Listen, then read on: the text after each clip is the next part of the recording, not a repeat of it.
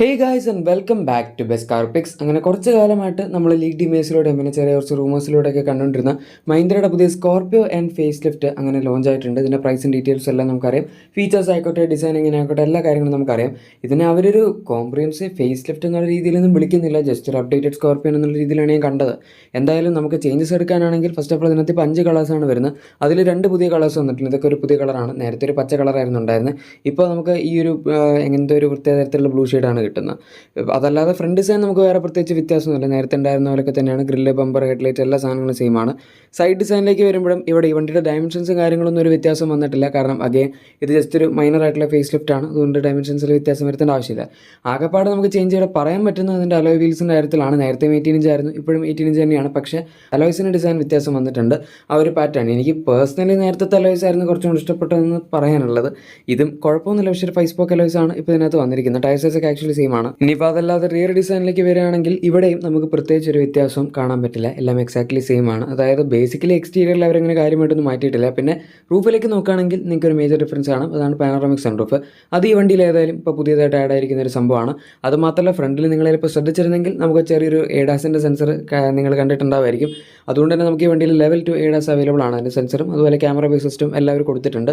അത് നേരത്തെ ഇല്ലായിരുന്നു. പണ്ട് അവർ ഇറക്കിയ സമയത്ത് വേണേൽ കൊടുക്കായിരുന്നു. കാരണം നമ്മുടെ 700 ആ സമയത്ത് ഉണ്ടായിരുന്നു. പക്ഷേ സ്കോർപിയോ ചിലപ്പോൾ ലാഡ ഫ്രെയിം ഒരു ഇത്തിരി റഗഡായിട്ടുള്ള വണ്ടി എന്നുള്ള രീതിയിലായതുകൊണ്ടായിരിക്കും ആദ്യം കൊടുക്കാതിരുന്നത്. ഇപ്പോൾ എന്തായാലും ഈ വണ്ടിയിലുണ്ട്. ഇനി അടുത്ത ഇൻറ്റീരിയറിലേക്ക് വരികയാണെങ്കിൽ ഇവിടെ എന്തൊക്കെ ചേഞ്ചസ് എന്ന് നമുക്ക് നോക്കാം. ഫസ്റ്റ് ഓഫ് ഓൾ ഡാഷ്ബോർഡ് ലേഔട്ടിൽ പ്രത്യേകിച്ച് വലിയ വ്യത്യാസമൊന്നുമില്ല. കളർ കോമ്പിനേഷൻസ് എല്ലാം സെയിം ആണ്. നമുക്ക് ആ ഒരു ബ്ലാക്ക് ആൻഡ് ബ്രൗണിൻ്റെ കോമ്പിനേഷനാണ് ഉപയോഗിച്ചിരിക്കുന്നത്. ആൻഡ് ഇതിൻ്റെ മെയിനായിട്ട് ആക്ച്വലി വ്യത്യാസം വന്നിരിക്കുന്നത് നമ്മുടെ സെൻറ്റർ കൺസോൾ റീഡിസൈൻ ആണ്. കളർ കോമ്പിനേഷനൊക്കെ അതുപോലെ വെച്ചിട്ടുണ്ടെങ്കിലും ഇപ്പോൾ നമ്മുടെ AC വെൻസിൻ്റെ ഡിസൈൻ മൊത്തമായിട്ട് അവരൊന്ന് മാറ്റിയെടുത്തിട്ടുണ്ട്. നേരത്തെ നമ്മുടെ ഇൻഫോടൈം സിസ്റ്റത്തിൻ്റെ റൈറ്റ് സൈഡിലും ലെഫ്റ്റ് സൈഡിലായിട്ടായിരുന്നു AC വെൻസ് ഉണ്ടായിരുന്നത്. ഇപ്പോൾ പക്ഷേ ഇൻഫോടൈം സിസ്റ്റം വലുതായതുകൊണ്ട് തന്നെ അതിൻ്റെ താഴത്തേക്കായിട്ട് ഒരു AC വെൻസ് തട്ടിയിട്ടുണ്ട്. അതുമാത്രമല്ല നമുക്ക് അതിൻ്റെ ചുറ്റും വരുന്ന ഒരു സിൽവർ ഫിനിഷ് അതും അവർ മൊത്തത്തിൽ ഒന്ന് റീഡിസൈൻ ചെയ്തിട്ടുണ്ട്. കാണാൻ അത്യാവശ്യം മോഡേൺ ആയിട്ടുണ്ട്. ഇപ്പോഴത്തെ ഒരു സ്റ്റാൻഡേർഡ്സ് വെച്ച് നോക്കുമ്പോൾ നേരത്തെ അന്നത്തെ കാലത്ത് വെച്ച് കുഴപ്പമില്ലായിരുന്നു.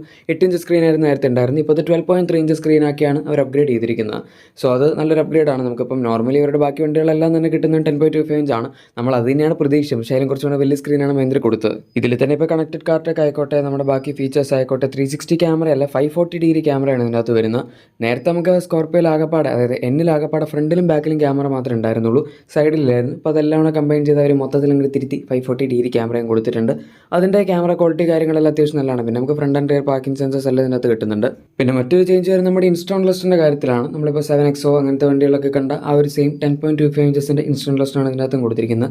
7XO മാത്രമല്ല, 7XOയിൽ 700 തൊട്ട് തന്നെ പണ്ട് മുതലുണ്ട്. താർ റോക്സിലും കാര്യങ്ങളിലൊക്കെ ഈ സെയിം ക്ലസ്റ്റർ തന്നെയാണ് ഇപ്പോഴും വരുന്നത്. അത്യാവശ്യം നല്ല ക്ലസ്റ്ററാണ്. ഡിസ്പ്ലേ ഒക്കെ അത്യാവശ്യം ക്രിസ്പാണ്. ആവശ്യത്തിന് നല്ല ഇൻഫർമേഷൻ ഇതിനകത്ത് കിട്ടുന്നുണ്ട്. നേരത്തെ നമുക്ക് ഇതിനകത്ത് ഒരു സെമി ഡിജിറ്റൽ യൂണിറ്റ് ആയിരുന്നു ഉണ്ടായിരുന്നത്. അതായത് അനലോഗ് ഉണ്ടായിരുന്നു, നടുവിലൊരു ഡിജിറ്റൽ സ്ക്രീൻ ഉണ്ടായിരുന്നു. അത് പോയി. പിന്നെ പാനോറാമിക് സൺറൂഫ് നേരത്തെ ഞങ്ങളെ കാണിച്ചാണ്. പക്ഷെ എന്നാലും ഏകദേശം ഇതുപോലെ ഇരിക്കും അതിൻ്റെ ഒരു വ്യൂ. അകത്തുനിന്ന് അത്യാവശ്യം നല്ല വലിയ സൈസായിട്ടുണ്ട്. പുറത്തുനിന്നാണെങ്കിലും നിങ്ങൾ നേരത്തെ കണ്ടതാണ്. പിന്നെ ഇവർ മാറ്റാതിരുന്നൊരു സംഭവം ഈ വണ്ടിയുടെ സ്റ്റിയറിംഗ് വീലാണ്. യെസ്, നമുക്ക് നേരത്തെ സ്കോർപിയോനിൽ ഇലക്ട്രിക് പവർ സ്റ്റിയറിംഗ് ഒക്കെ ഉണ്ടായിരുന്നു. പക്ഷേ നമ്മുടെ 7XO വന്ന സമയത്ത് മഹീന്ദ്രേൻ്റെ സ്റ്റിയറിംഗ് വീലിൻ്റെ ഡിസൈൻ ഒന്ന് 2 സ്പോക്കിലേക്ക് മാറ്റി ഗ്ലോസി ബ്ലാക്ക് സാധനങ്ങളൊക്കെ കൊടുത്തു. സംഭവം കാണാനൊക്കെ മോഡേണാണ്. പക്ഷേ അത് വലിയ ലുക്കൊന്നും ഇല്ലായിരുന്നു. എനിക്ക് പേഴ്സണലി ഇഷ്ടമല്ലായിരുന്നു ഇതിൻ്റെ സ്റ്റിയറിംഗ്. പക്ഷേ അങ്ങനെയല്ല, അത്യാവശ്യം കാണാൻ രസമുണ്ട്. പണ്ടുണ്ടായിരുന്ന സെയിം സ്റ്റിയറിംഗ് വീൽ തന്നെയാണ്. ഇപ്പോഴും നല്ല ലൈറ്റ് ആയിട്ടുള്ള സ്റ്റിയറിംഗ് തന്നെയായിരിക്കും. പക്ഷേ ആ 2 സ്പോക്ക് ആക്കിയിട്ട് ഈ വണ്ടിയുടെ ക്യാരക്ടർ മൊത്തം കളഞ്ഞിട്ട് ഉള്ള രീതിയിൽ അവർ കൊടുത്തിട്ടില്ല. അഗൈൻ ഈ വണ്ടിയിൽ ആഡ് ഫ്രെയിം ആണ്. അതിന് അത്യാവശ്യം നല്ല വലിയ സൈസുള്ളൊരു മാസീവ് SUV ആണ്. അപ്പോൾ അതൊക്കെ വെച്ച് നോക്കുമ്പോൾ കുറച്ച് ബട്ടൺസ് ഒക്കെ ഉള്ള നമുക്ക് ആ ഒരു ഫിസിക്കൽ ഫീൽ കിട്ടുന്ന സ്റ്റിയറിംഗ് തന്നെയാണ് നല്ലത്. ഇനി ഇതിൻ്റെ സീറ്റ്സിൻ്റെ കളർ കോമ്പിനേഷൻ ഒക്കെ നേരത്തെ ഉണ്ടായിരുന്ന സെയിം തന്നെയാണ്. അതായത് നമ്മൾ ഡാഷ്ബോർഡിൽ കണ്ട പോലെ ഒരു ബ്രൗണും ബ്ലാക്ക് കോമ്പിനേഷൻ തന്നെയാണ് ഇതിൻ്റെ അകത്തും വരുന്നത്. ഫ്രണ്ടിലും ബാക്കിലും ആംറസ്റ്റും കാര്യങ്ങളൊക്കെ വരുന്നുണ്ട്. നമുക്ക് സെക്കൻഡ് റോ വരെ ഇപ്പോഴും AC വെൻസ് കിട്ടുന്നുള്ളൂ. തേർഡ് റോയിൽ AC വെൻസ് ഇല്ല. പിന്നെ നമുക്ക് ഇലക്ട്രോണിക് പാർക്കിംഗ് ബ്രേക്ക് വന്നിട്ടുണ്ട്. ആൻഡ് അതല്ലാതെ സെൻറ്റർ കൺസോളിൽ വേറെ ഡിഫറൻസ് ഒന്നും അങ്ങനെ കാര്യമായിട്ട് പറയാനില്ല. അതായത് ഓൾമോസ്റ്റ് കളർ കോമ്പിനേഷൻ സാധനങ്ങളൊക്കെ നേരത്തെ ഉള്ള പോലൊക്കെ തന്നെയാണ് അവർ വെച്ചിരിക്കുന്നത്. സ്പേസും വലിയ കാര്യമായിട്ട് കൂടിയിട്ടൊന്നുമില്ല. സേഫ്റ്റി ഫീച്ചേഴ്സും എക്സാക്ട്ലി സെയിം തന്നെയാണ്. ഇവർക്ക് ഏതായാലും ഒരു അപ്ഡേറ്റ് എന്നുള്ള രീതിയിൽ തേർഡ് റോ പാസഞ്ചേഴ്സിന് AC വെൻസെങ്കിലും കൊടുക്കായിരുന്നത്. ഒന്നില്ലെങ്കിൽ ഒരു തേർഡ് റോ വണ്ടിയല്ലേ, ഇറങ്ങിയപ്പോൾ തൊട്ടേ ഇല്ല. അപ്പോൾ പിന്നെ അവർ പ്രോബ്ലം ഒന്ന് അഡ്രസ് ചെയ്യേണ്ടതായിരുന്നു. പിന്നെ നമുക്ക് 12 സ്പീക്കർ ഓഡിയോ സിസ്റ്റമാണ് ഇതിനകത്ത് വരുന്നത്. പണ്ട് സോണി ആയിരുന്നു. ഇടയ്ക്ക് വെച്ച് നമ്മുടെ 7XO ഒക്കെ വന്നപ്പോൾ അതിനകത്ത് ഹാർമൺ കാർഡൻ ആക്കി. ഇതിനകത്ത് മാറ്റിയിട്ടില്ല എന്നാണ് എൻ്റെ നിഗമനം. അതിനെപ്പറ്റി എവിടെയും ഞാൻ കണ്ടില്ല. സോണി തന്നെയാണ് ആക്ച്വലി ഞാൻ കണ്ടത്. പക്ഷേ മാറ്റിയിട്ടുണ്ടെങ്കിൽ ഓക്കെ, എന്തായാലും 12 സ്പീക്കർ സംഭവം തന്നെയാണ്. ഇനി എഞ്ചിൻ ഓപ്ഷൻസിനെ പറ്റിയൊക്കെ പറയുകയാണെങ്കിൽ നമുക്ക് നേരത്തെ ഉണ്ടായിരുന്ന സെയിം സംഭവങ്ങൾ തന്നെയാണ്, അതിലൊന്നും ഒരു വ്യത്യാസമില്ല. അതായത് പവർ ട്രെയിൻ ഓപ്ഷൻസ് കാര്യങ്ങളെല്ലാം സെയിം ആണ്. നമുക്ക് 2.2 ഡീസൽ എഞ്ചിൻ കിട്ടുന്നുണ്ട്, അത് തന്നെ 132 BHP ആൻഡ് 300 ന്യൂട്ടൺ മീറ്റേഴ്സിന് ടോർക്കിൽ വരുന്നുണ്ട്. പിന്നെ 175 BHP ആൻഡ് 400 ന്യൂട്ടൺ മീറ്റേഴ്സിന് ടോർക്ക് മാനുവലും 450 ന്യൂട്ടൺ മീറ്റേഴ്സിന് ടോർക്ക് ഓട്ടോമാറ്റിക്കലും ആയിട്ടും വരുന്നുണ്ട്. പിന്നെ നമുക്ക് കിട്ടുന്നത് 2 ലിറ്റർ എംസ്റ്റാലിൻ പെട്രോൾ എഞ്ചിനാണ്. അത് 200 BHPയും 370 Nm ടോർക്കുമാണ് മാനുവൽ ജനറേറ്റ് ചെയ്യുന്നത്, 380 Nm ടോർക്കാണ് നമ്മുടെ ഓട്ടോമാറ്റിക്കലി ജനറേറ്റ് ചെയ്യുന്നത്. എല്ലാം 6 സ്പീഡ് മാനുവൽ ട്രാൻസ്മിഷൻസും അതുപോലെ 6 സ്പീഡ് ടോർക്ക് കൺവേർട്ടർ ഓട്ടോമാറ്റിക് ട്രാൻസ്മിഷൻസും വെച്ച് തന്നെയാണ് നമുക്ക് കിട്ടുന്നത്. ഇതിൻ്റെ പവർ കുറഞ്ഞ മോഡൽ നമുക്ക് ബേസ് മോഡലിൽ കിട്ടുന്നത് ഡീസൽ, അതിന് അങ്ങനെ ഓട്ടോമാറ്റിക്കിൻ്റെ ഓപ്ഷൻ ഇല്ല. അതിൻ്റെ തൊട്ട് മുകളിലത്തെ നമ്മുടെ ഈ പവർ കൂടിയ വേരിയൻസ് തൊട്ടാണ് അവർ ഓട്ടോമാറ്റിക്കിൻ്റെ ഇത് കൊടുത്തിരിക്കുന്നത്.